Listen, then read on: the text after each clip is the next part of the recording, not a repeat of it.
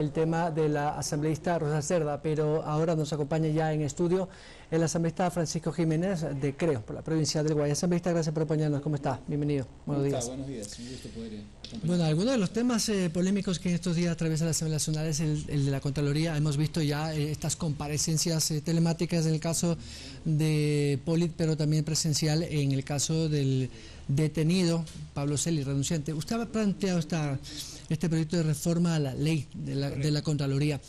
¿Es un tema de legislación? ¿Es un tema de personas? ¿Por dónde va? ¿Es simplemente poner una nueva ley y se mejoran los procesos? El caos que se ha producido en la Contraloría es un conjunto de malas decisiones que no se remontan a ayer, sino que tienen que ver con algunas etapas atrás. Por ejemplo, cuando se llevó a cabo el concurso del ex contralor Carlos Polit, pues resulta que era el alumno más brillante de la clase. Había sacado hasta más de 100, creo que le pusieron en algún examen, se habrán equivocado, le pusieron 102 o 103 en algún examen, o sea, era el non plus ultra de lo que podría ser un juez de cuentas. Y resultó que se fue prófugo. Entonces después, en su huida, dejó al subcontralor subrogante que él mismo había designado, que era su amigo. Después entiendo que se pelearon porque quiso poner a otra persona, pero lo cierto es que él dejó la sucesión. Y lo mismo pasó con el ahora detenido Pablo Celi. Tuvo también problemas, lo involucraron en casos de corrupción, tiene que responder por eso, se tendrá que sustanciar un proceso, y también ha dejado a un heredero que era la señorita Valentina Zárate, y que también terminó renunciando. Entonces, el cuarto en la línea de sucesión imperial, es el señor Carlos Riofrío. Esto es un desastre, y es un desastre provocado primero por la falta de idoneidad de los nombres, pero sobre todo por los vacíos que existen en la ley. Y eso es lo que nosotros estamos tratando de solucionar. Pero todo tiene un origen por el ente nominador, que es el Consejo de Participación Ciudadana y Control Social, que además usted, que forma parte de esa Comisión Ocasional de Reforma de la Constitución,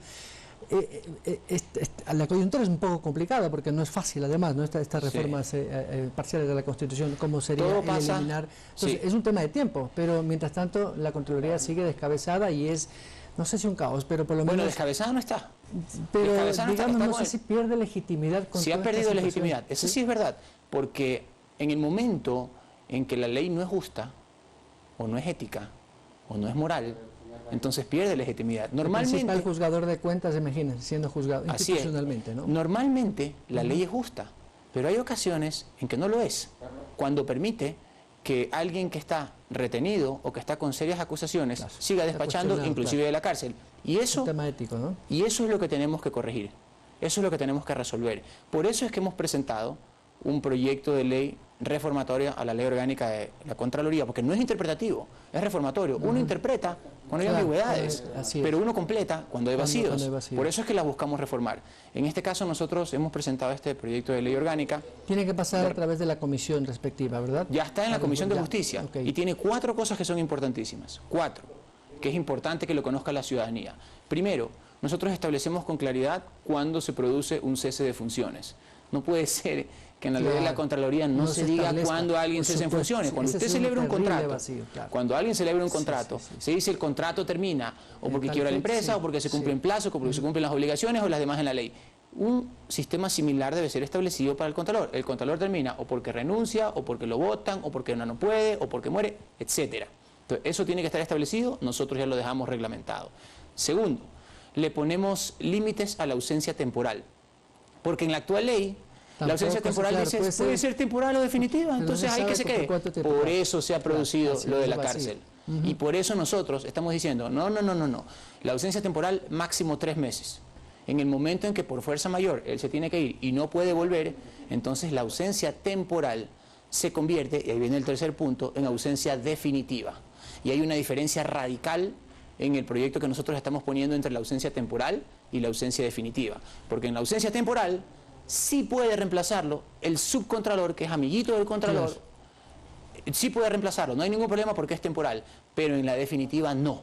Si se produce un caso de ausencia definitiva del contralor o de la contralora, entonces se tendrá que regresar al concurso de méritos de oposición que designó al primer puntuado, para que luego de entre los mejores puntuados, en orden de prelación, quien quedó segundo, quien quedó tercero, se escoja al que lo suceda. ¿Qué es lo que hacemos ahí? Romper el cordón umbilical de compadrazgo entre el saliente y el subcontralor que se queda. Establecer con claridad cuando la ausencia temporal se convierte en definitiva y además establecer claramente cuándo hay mérito para que o por fuerza mayor se vaya, o por cese de funciones se vaya, o por consideraciones que da la Asamblea también, que puede, por ejemplo, darle una licencia sin sueldo durante 60 días para que resuelva sus problemas y de ahí vuelva. Entonces nosotros establecemos con claridad las circunstancias en las que un contralor se va, qué es lo que pasa cuando se configura la ausencia temporal y qué es lo que pasa sobre todo cuando se configura la ausencia definitiva. Esta reforma parcial a la Constitución, donde además de la bicameralidad y todo eso que se habla de reducir el número de legisladores, también apunta básicamente a esta eliminación del Consejo de Participación Ciudadana y toda esa iniciativa del doctor Dávila a través del Comité por la Institucionalidad Democrática. Sí. ¿Podría tener salida eso?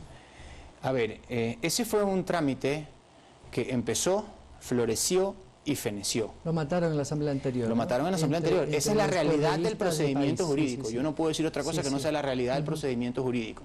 Yo soy presidente de la Comisión de Enmiendas Constitucionales y mi responsabilidad por sobre todo es aplicar la ley y en este caso la Constitución.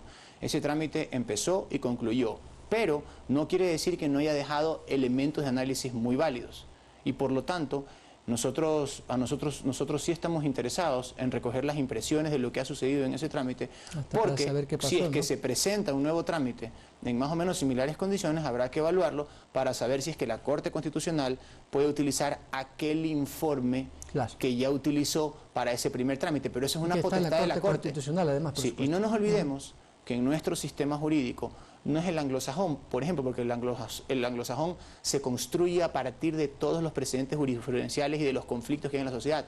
Nosotros tenemos un sistema de codificación, pero no quiere decir que los informes y las sentencias no valen nada, porque sí valen como antecedentes jurisprudenciales. En este caso no se trata de una sentencia, como se dice, ¿no? No se trata de una sentencia, se trata de un informe, pero el informe sí es un referente para que nosotros lo podamos revisar y en un caso similar o que tenga una serie de coincidencias en cuanto al expediente, la Corte perfectamente puede valerse de aquello que ya resolvió en su momento. Asambleísta, me gustaría recoger su impresión a propósito de esto que resolvió el pasado martes en la noche la Asamblea de rechazar esta suscripción de Ecuador al CIADI, una vez que el propio Pachacuti fue uno de los que votó en un primer momento. O sea, no entiendo, ¿usted sabe qué pasó al interno para que se produzca esta votación? La verdad que todavía no hay interpretación. A veces son inexplicables las votaciones de los bloques. Somos 137 asambleístas, somos algunos bloques que existen dentro de la Asamblea. Nosotros tenemos una clara línea jurídica, institucional, democrática y republicana sobre una serie de aspectos, pero nosotros no controlamos lo que sucede en los otros bloques. A veces ellos deciden un sentido y luego sobre la misma materia pues los bloques pueden cambiar de opinión. Pero queda, o sea, da un poco de no seria la asamblea institucionalmente con este tipo de decisiones que además no sé si preocupan, pero por lo menos deben generarle cierta suspicacia a los inversionistas, porque esto va dedicado básicamente al sector. A ver, eso no afecta el estatus del CIADI. No, por supuesto. No lo afecta. Pero sí genera una sensación como... Sí, porque cada uno, ¿qué es lo que sucede? Claro. Lo que se ha hecho es que cada uno ha manifestado su opinión si le gusta o si no le gusta el CIADI.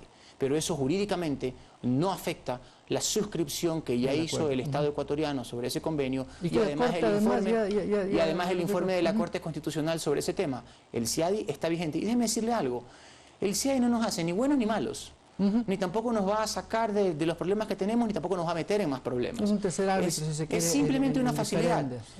Y me parece claro, que otra vez la cotidianidad nos propone elementos que son importantes. Por ejemplo, si usted y yo firmamos un contrato y decimos, bueno, no queremos que en el evento que tengamos un conflicto tengamos que ir a la justicia ordinaria, podemos acudir a un árbitro, porque tenemos un arbitraje nacional en este caso, vamos a alguna cámara, la Cámara de Comercio de Quito, la de la Procuraduría, la de Guayaquil, la de Machala, en fin, de cualquier ciudad, y el árbitro resuelve y ese fallo es, es el laudo arbitral, que se llama técnicamente, es obligatorio para ambas partes. Lo mismo es el CIADI. El CIADI lo que es una facilidad de un tribunal internacional que independientemente de los tribunales nacionales puede decidir sobre un conflicto que involucra a un Estado y a nacionales de otros Estados. Pero si el Ecuador quiere, no lo usa, o lo usa poco, o lo usa más o menos. No nos obliga a nada, pero ahí no está la cuestión. La cuestión de fondo está en que tenemos que hacer las cosas seriamente y que los contratos deben ser bien pensados, bien redactados y además deben cumplirse, porque si los suscribimos pensando que podemos imponerle nuestra razón de ser a las demás personas y luego resulta que no es así y vamos a un tribunal internacional que no necesariamente tiene obligaciones con nosotros, entonces podemos perder. Y el caso Perenco es... Y el caso Perenco es emblemático, saben, pues Perenco es emblemático de la falta de responsabilidad a la hora de suscribir, a la hora de suscribir convenios del gobierno de entonces. Y eso lo pagamos caro en la escena internacional. Eso es lo que tenemos que precautelar, porque sí podemos hacer las cosas bien. Sí. Asambleísta, en estos 3 últimos minutos que tengo, se me gustaría preguntarle un tema coyuntural, y es que además usted fue gobernador del Guayas. Sí. La seguridad está terriblemente debilitada por esta falta de política penitenciaria, y la Asamblea ahí yo creo que tiene un gran rol para solucionar eso que le genera muchísima inseguridad al país, porque no solamente es un tema de más cárceles, sino de una política penitenciaria en todo sentido, ¿no? Sí. Derechos humanos, fortalecimiento institucional, pero también un marco jurídico con el cual la policía o las Fuerzas Armadas puedan y tengan la capacidad de actuar jurídicamente sin esa susceptibilidad o discrecionalidad de violación de derechos humanos. Hemos visto estas cosas terribles que han sucedido. ¿Qué va a hacer la Asamblea con esto? A ver, la política carcelaria tiene que ser revisada de forma integral. Y como usted bien dice, eso no solamente es un problema de infraestructura. Tiene que haber sin duda un mejoramiento de infraestructura, pero también involucra un aspecto normativo fundamental. Usted sabe que en la Constitución se ha establecido que las personas privadas de libertad tengan un estatus especial y sean tratados de forma especial. Yo creo que eso lo tenemos que revisar. Eso lo tenemos que revisar. Y si es necesario hacer reformas a la Constitución, tenemos que hacer reformas a la Constitución. Yo el día de ayer conversaba con el gobernador de Cotopaxi y cruzábamos algunas ideas. Usted sabe que ahí está la cárcel de La Tacunga, donde hace pocos días se registraron incidentes sumamente graves. Y nosotros tenemos que buscar la manera de adoptar soluciones, no solamente desde lo físico, que tiene que ver con la infraestructura, sino también desde lo normativo, que tiene que ver con el estatus de las personas privadas de libertad, pero tiene que ver también con el hacinamiento que existe en las cárceles, con las reformas que tiene que ver en el Código Orgánico Integral Penal y sobre todo con la institución de la prisión preventiva. Claro, porque de las 40.000 personas que hay ahorita en las cárceles y que tienen pseudo colapsado el sistema, el 35% es por caducidad de la prisión preventiva. Pero eso le dispara directamente al Consejo de la Judicatura. Eso involucra también la responsabilidad del Consejo de la Judicatura. Hay otro tema también que tiene que ver con el recurso humano y que es con la falta de defensores públicos que hace que el sistema se convierta en un cuello de botella. Entonces nosotros tenemos que tomar decisiones desde lo político, desde lo institucional, desde lo normativo y también desde la necesidad de ejecutar obra pública para definir una política carcelaria que no permita que vuelvan a suceder hechos tan graves como los que han sucedido en todo este año en las diferentes cárceles. Un poco le decía eso también porque como su experiencia de gobernador sabe que en Guayas y en Guayaquil las penitenciarías y estas cárceles La Roca y toda esta infraestructura que creó Correa que no sirvió de nada porque el hacinamiento es terrible. Eso es una bomba de tiempo. Sí, en algún momento se va a levantar. Yo le escuché al gobernador tallando decir que se está trabajando, pero no sé si podría haber digamos, una acción inmediata de la Asamblea para que sea el facilitador jurídico o legal para que efectivamente puedan actuar las autoridades, porque ahorita las autoridades tienen una limitación jurídica para actuar.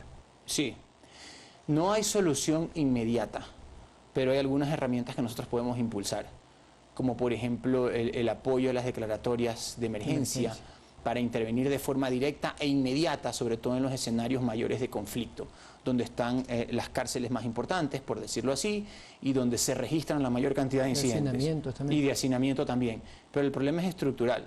Nosotros el problema coyuntural que se puede solucionar a través de la intervención, por ejemplo, de los militares o a través de la declaratoria de estados de emergencia, tiene poca vigencia. Son 30 días, 45 días y no podemos volver a lo mismo. Tenemos que combinar una serie de medidas que nos permitan atacar el problema ahora, inmediatamente, como lo ha hecho el señor presidente de la República, que se fue a instalar a la gobernación de Cotopaxi en el momento en que sucedieron los eventos o los sucesos en la cárcel de La Tacunga, que el señor presidente estuvo allí juntamente con el gobernador despachando un par de días, y también los problemas estructurales que tienen que ver con el diseño, porque bien decía, me parece, Fausto Cobos, que no existe una política carcelaria. Entonces no vamos a hablar de cambio de política carcelaria, sino de un diseño de política carcelaria que involucre lo normativo, lo institucional, la infraestructura física y por supuesto también las decisiones que tenemos que tener para que no exista ese nivel de hacinamiento tan escandaloso que hoy por hoy existe en las cárceles. El país está atento. Muchas gracias, asambleísta.